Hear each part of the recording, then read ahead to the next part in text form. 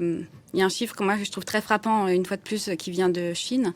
C'est quand on demande aux gens, est-ce que vous êtes d'accord avec le fait que même le pire mariage vaut mieux que le célibat?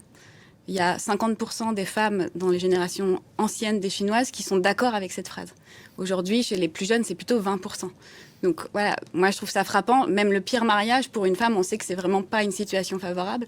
Donc en fait, la possibilité de faire le choix d'être célibataire, ça pèse forcément sur la probabilité d'être en couple et donc ensuite la probabilité d'avoir un enfant.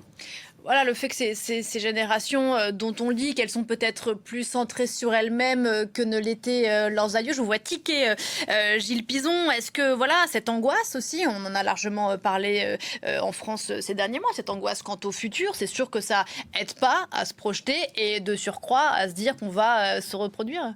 Alors, l'enquête de l'INED menée en 2024 sur les souhaits en matière de famille montre que certes, les gens qui se disent très inquiets du futur, disent très inquiets pour les perspectives pour les générations futures, souhaitent un tout petit peu moins d'enfants que ceux qui trouvent que c'est pas un problème majeur, mais la différence est minime.